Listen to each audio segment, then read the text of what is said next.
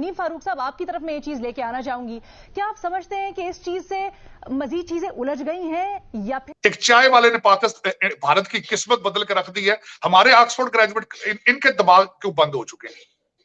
आज जो अल्फाज इस्तेमाल किए गए कदर सख्त, आप क्या एक्सपेक्ट कर रहे हैं अब इससे आगे पाकिस्तान? कि मिफ्ता इस्माइल साहब ने पाबंदी लगाई थी लग्जरी गुड पे, तो लग्जरी गुड की लिस्ट तो देखे को बंदा, उसके अंदर मेकअप है, चॉकलेट है, आइसक्रीम में है, मेकअप का सामान है, लग्जरी बैग्स हैं खवातीन के, इसके बगैर गुजारा नहीं होता आपका।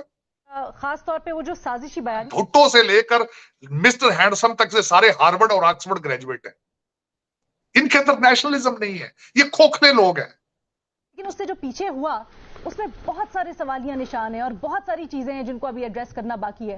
क्या इतना आसान है आगे बढ़ना?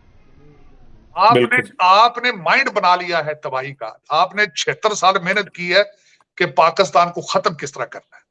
मैं इस बात को बिल्कुल रद्द नहीं कर सकता कि पाकिस्तान की तारीख में बहुत सी जमातें, बहुत से लीडर बशमूल पाकिस्तान,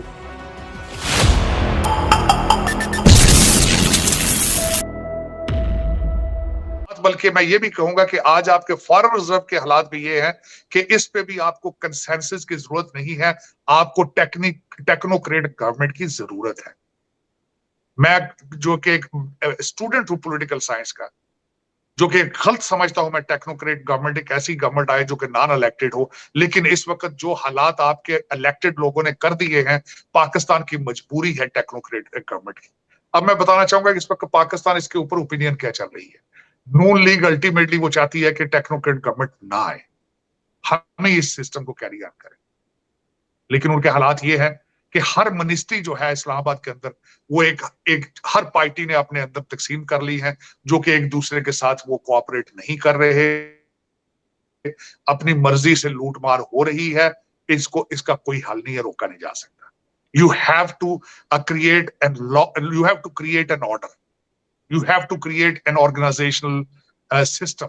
तो वो इस वक्त शहबाज शरीफ साहब 72 मिनिस्टर, उनका अपना इख्तियार सिर्फ एक 25 मील रेडियस और वजीर 72, तो ये सिस्टम हैज फेल्ड।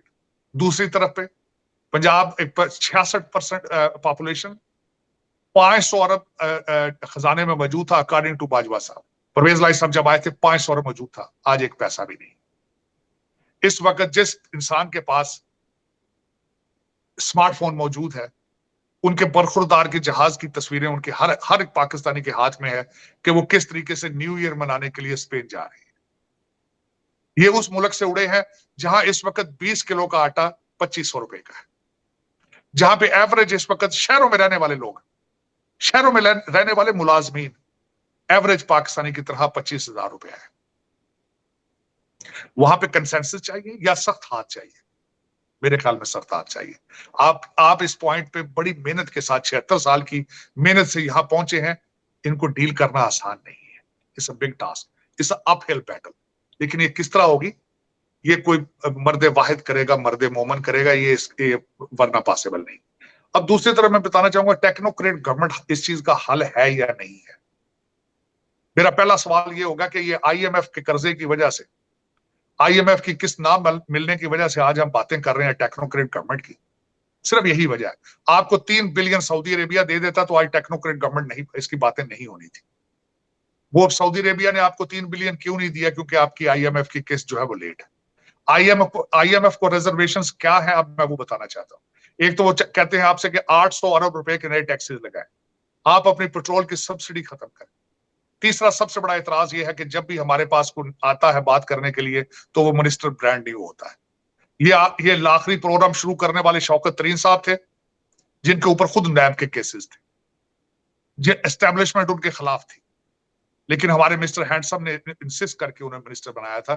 तो वो पहली दफा उन्होंने, उनके शौकत तरीन साहब ने IMF से बात की। जब दूसरी दफा बात करने गए तो मुफ्ता इस्माइल साहब थे। नया मिनिस्टर आता है, वो कहता है पिछला जो बेवकूफ था मैं ही सबसे ज्यादा सियाना हूं। अब तीसरी दफा कौन गए हैं? अब मिस्टर डार गए हैं वहां पे, और इन्होंने जाके कहा कि मिफ्ता इस्माइल चला सी मैं ही सियाना। अब इस वक्त IMF वाले बेचारे पागल हो चुके, वो कहते 10 वसी की करी। अब उन्होंने नई शर्त ये भी रख दी कि अगर टेक्नोक्रेट गवर्नमेंट लाओगे तो हम उनसे बात नहीं करेंगे।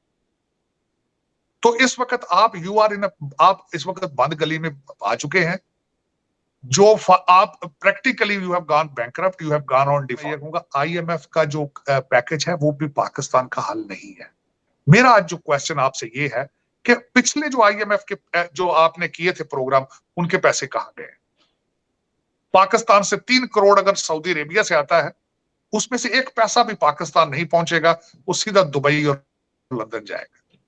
पिछले पैसे कहां गए आपके?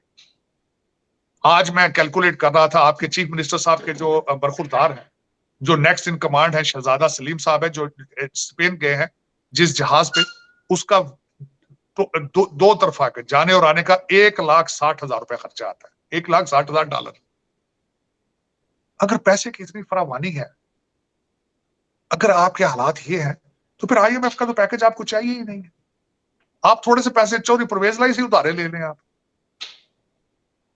लेकिन ये कि मैं समझता हूं कि इस वक्त यू नीड सम, वो कहते हैं हर पाकिस्तानी को अकेला बैठ के सोचना चाहिए, where the hell we are heading. मेरी एक ख्वाहिश है कि खान साहब को भी चाहिए कभी अकेला बैठ के सोचें, इलेक्शन इज अ सॉल्यूशन। आपका सॉल्यूशन अखलाकी है, आपका सियासी मसला नहीं है। क्या Usman Buzdar was a good chief minister? ये सवाल मैं पूछना चाहता हूं खान साहब से। हमारे आर्मी चीफ साहब को भी सोचना चाहिए, क्या आपके पास टाइम है कि TTP के लिए आप सलाह मशवरे करें? क्या आपके पास टाइम है कि आप अकादमी के लिए शबर जैदी साहब से सलाहें लें जाके? आप पूछें इनसे कि हमने क्या करना है। You have to move on, you have to take the decisions, चाहे अच्छे हैं बुरे हैं, डिसीजन लें। मैं जमहूरियत पाकिस्तान के लिए बनी नहीं है, उसकी वजह बताता हूं। जमहूरियत सिर्फ वेस्टर्न सिविलाइजेशन, या उसको भी छोड़े, जमहूरियत सिर्फ उन मुल्कों के लिए बनी हुई है जहां रेट ऑफ लिटरेसी हो। जमहूरियत उन मुल्कों के लिए बनी है जहां ये मुसलसल प्रोसेस एक्सरसाइज जमहूरियत की चलती रहे। पाकिस्तान पे जहां पे आपके परवेज मुशर्रफ साहब ने एक शर्त रखी थी BA कराने की, आपका हर MNA MPA BA है लेकिन मैट्रिक नहीं है। ऐसे ममालिक के लिए जमहूरियत नहीं बनी।